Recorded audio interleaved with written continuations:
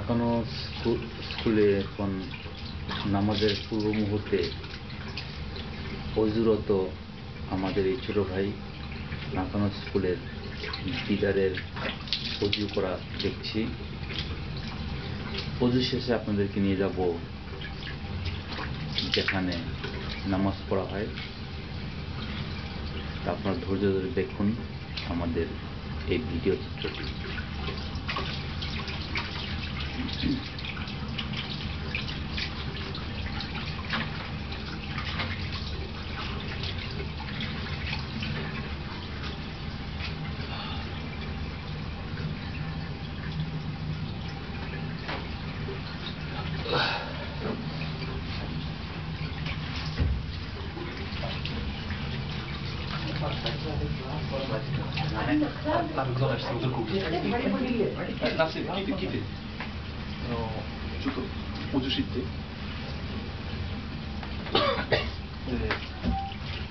バングラの信号を入れる方のエリート。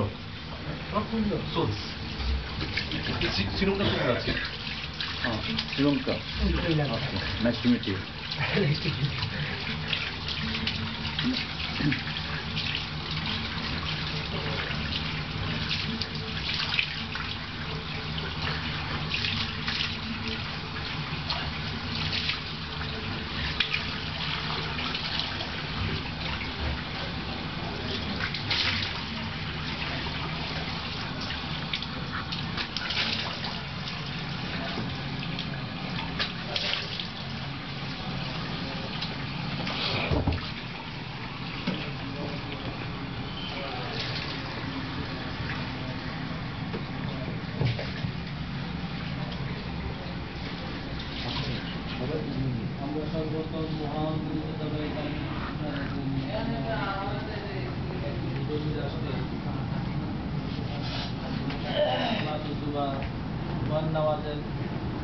নামাজ আদায় করার জন্য ব্যবস্থা করে দিয়েছেন মহান মনিবের দরবারে একবার কালিমাতে শুকর আদায় করি আলহামদুলিল্লাহ আলহামদুলিল্লাহ।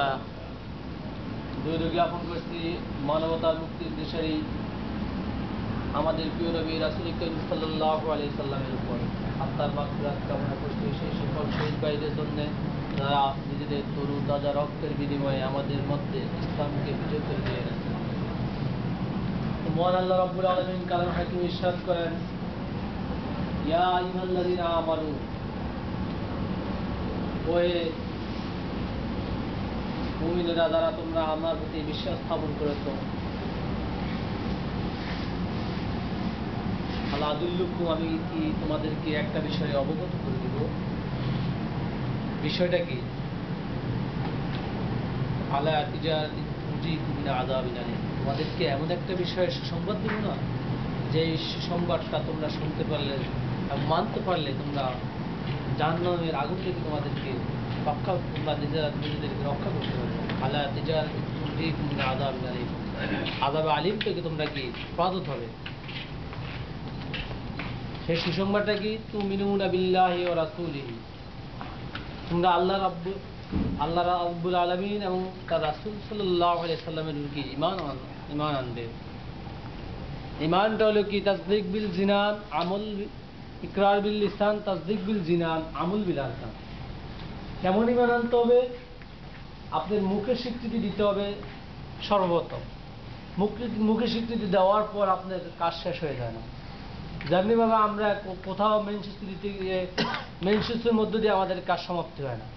মেনশিস্তুর পরে আমাদেরকে কাজে অ্যাটেন্ড করতে হয়। অ্যাটেন্ড করে কি করতে হয়? টাইম কার্ড মারার পর আপনি বসে থাকতে পারবেন না। আপনি কি করতে হবে? কি টাইম থেকে টাইম, একটা নির্দিষ্ট টাইম কাজ করার পর আপনাকে একটা নির্দিষ্ট বেতন দেওয়া হয়। তো এবার এই যদি আপনি যদি বলেন আমি তো কাজে ঢুকছি, এখন কাজ না করলেও চলবে, আমার তো কাজ করার ইচ্ছা আছে, জাস্ট আমাকে কি বেতন দিয়ে দিবে। কিন্তু আমরা সমাজে তাই করছি উল্টা। যেমনিভাবে একজন চিকিৎসককে আপনি দেখবেন, যদি আপনি একজন চিকিৎসক আপনি একজন রোগীকে যদি একটা প্রেসক্রিপশন লিখে দেওয়ার পর রোগী যদি ওই প্রেসক্রিপশন অনুযায়ী ওষুধ না কিনে যদি বাসায় নিয়ে ওই প্রেসক্রিপশনটা ধুইয়া ফানি খায়, তাহলে আমরা বলবো কি তার একটু মেন্টালিটির সমস্যা আছে, তাইলে ইটাবাসী নিতে হবে বা ভাবনা নিতে হবে নাকি। তাহলে এই ধরনের যদি আমরা যদি আরেকজন যদি বলি তার মেন্টালিটির সমস্যা থাকতে পারে, তা আমরা যারা আল্লাহর এই হুকুম আহকামগুলো বলে আমাদের ইমান ঠিক আছে, নামাজ না পড়লেও কি ইমান ঠিক আছে, তাহলে কি আল্লাহ রাব্বুল আলামিন আমাদের কি পুরস্কার দেবেন কিনা? দুনিয়াতে যদি আপনি কাজ না করে যদি বেতন না পান, তাহলে আপনি আল্লাহর হুকুমগুলো না মানলে কি আল্লাহ আপনাকে পুরস্কার দিবেন? না। তাহলে আল্লাহ কি এত মনে করেন বেইনসাফ করবেন আপনাদের উপর যে আপনি কাজ না করে আপনাকে পুরস্কার দেওয়া হবে? এই জন্য কি তাসদিক বিল জিনান, অন্তর্বিশ্বাস স্থাপন করতে হবে। এটা অন্তর্বিশ্বাস স্থাপন করে আল্লাহ রাসূল সাল্লাল্লাহু আলাইহি ওয়াসাল্লাম ইরশাদ করেন কি, ইন্নামাল আমালু বিন্নিয়াত, প্রত্যেকটি কাজ ব্যক্তির নিয়ত অনুযায়ী হয়। নিয়ত যদি আপনি সহি শুদ্ধ করতে পারেন তাহলে আপনার কাজের অর্ধেক হয়ে যাবে। কিন্তু একদিন আপনার বিশুদ্ধ নিয়ত হলে আপনার মনে করেন একটা কাজ করতে আপনি স্বয়ংসম্পূর্ণ হবেন। কারণ হলো আপনার আজকে সিদ্ধান্ত নিয়েছেন, আজকের এই জুমার নামাজের এই দিনে আপনি সিদ্ধান্ত নিতে পারেন যে আমি আজ থেকে শুরু করে আমার মৃত্যু পর্যন্ত 5 ওয়াক্ত নামাজ অন্তত চেষ্টা করবো, জামাতে না পড়তে পারি এই বিধর্মী দেশে একভাবে হলেও পড়ার চেষ্টা করবো যাতে করে কাজা না হয়। এটুকু চেষ্টা করতে পারি না আমরা? এই সিদ্ধান্ত কি আমাদেরকে এহকালীন কল্যাণ পরকালীন মুক্তি দিকে কি দাবিতে করতে পারবো না? তার তৃতীয় কথা হলো কি, তাসদিক বিল জানানের পরে হলো আমল বিল আরকান, কাজে পরিণত করতে হবে। কাজ করলে পরে আপনাকে আল্লাহ রাব্বুল আলামিন আপনাকে পুরস্কার দিবেন, দাদা দিবেন। দাদা কি দিবেন এটা আল্লাহ বিস্তারিত বলতে পারি। তুমিনুনা বিল্লাহি ওয়া রাসূলিহি, তোমরা আল্লাহ এবং তার রাসূলের প্রতি বিশ্বাস স্থাপন করবে। অতুজাহিদুনা ফি সাবিলিল্লাহ, আর আল্লাহর রাস্তায় জিহাদ করতে হবে। আমাদের সমাজে আমরা যা সুবিধাবাদী বলে, সুবিধাবাদী যারা মনে করেন যেগুলো সুবিধা লাগে ইসলামের এগুলো মাইন না। আপনি মনে করেন 10টা সাবজেক্ট পরীক্ষার মধ্যে যদি আপনি 9টা পরীক্ষা দিলেন, একটা সাবজেক্ট দিলেন না, তাহলে কি আপনার পরীক্ষার রেজাল্ট আউট হবে? এটা তো স্বাভাবিক কথা নাকি? একটা নির্দিষ্ট গণিত একটা এরিয়া আছে, একটা নির্দিষ্ট স্থান আছে, আপনার এই এই পরিসীমা আপনি যদি না মান্য করেন তাহলে আপনার কি এদের কোনো আউটপুট হবে না। আপনি সারা বছর ক্ষেত খামার করার পরে সর্বশেষ যদি আপনার সর্বশেষ 30 যদি আপনি পানি না দেন, ওই ক্ষেত্রে কি ফসল হবে? যে কোনো জিনিসের একটা নির্দিষ্ট একটা নিয়ম আছে। আপনি একটা মানুষ, আপনার মানুষের দেহ থেকে যদি আত্মাকে সরিয়ে নেওয়া হয় তাহলে তো আপনার মানুষ বলা হবে? বলেন কি বলেন? তখন মানুষ বলেন লাশ হবে। একটার সাথে অঙ্গাঙ্গি ভাবে জড়িত। বুনিয়াল ইসলাম আলা খামসিন, ইসলাম 5টি স্তম্ভের উপর প্রতিষ্ঠিত। আপনি যদি একটা স্তম্ভ ধরলেন, আরেকটা বাকিগুলো ছেড়ে দিলেন, তাহলে আপনার কি ওই যে 4 খুঁটিওয়ালা ঘরের মধ্যে একটা খুঁটি সরাই দিলেন এবং ঘরটা ভেঙে পড়ে। আমাদের জীবনটাও কিন্তু প্রত্যেকটা জিনিস আল্লাহ ইংলিশ একটা আছে, Islam is the complete code of life, Islam একটি পূর্ণাঙ্গ জীবন ব্যবস্থা।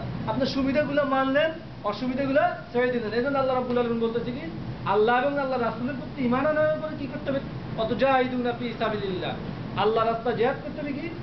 কিভাবে জিহাদ করতে হবে? আপনি যেভাবে নামাজ পড়েন, আপনার জিহাদটা কি? আপনি যেভাবে নামাজ পড়েন, আল্লাহর হুকুম আহকামগুলো মানার চেষ্টা করতেছেন, এমনি ভাবে আপনার সমাজে আপনার বন্ধু আছে, আপনার ভাই আছে, আপনার মা বাবা আছে, আত্মীয় স্বজন আছে, পাড়া প্রতিবেশী আছে।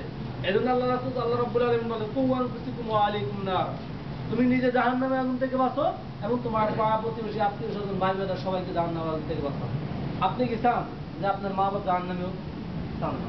তাহলে আপনি কি করতে হবে? নিজে যেভাবে আমল করবেন এবং মা বাবা আত্মীয় স্বজন ভাই বন্ধু সবাইকে কি জাহান্নামের আগুন থেকে বাঁচাতে হবে। এই জিহাদ করতে হবে কি?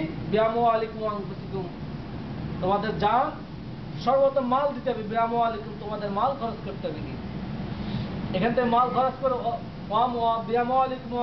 মাল খরচ করার পর আগে টাকা ছাড়ার পরে কি এবং তারপরে কি নিজেকে প্রমাণ দিতে হবে।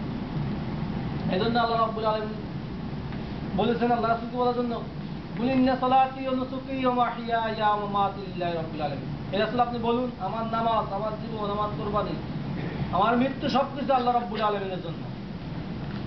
তা আসুন আমাদের এই জীবনকে আল্লাহ রাব্বুল আলামিন আল্লাহ রাসূল সাল্লাল্লাহু আলাইহি ওয়াসাল্লামকে উদ্দেশ্য করে বলছেন যে আপনি বলুন, আমার জীবন, আমার কুরবানি, আমার মৃত্যু, আমার সব কিছুকে আল্লাহর জন্য। আমরা আসুন আমাদের এই জীবন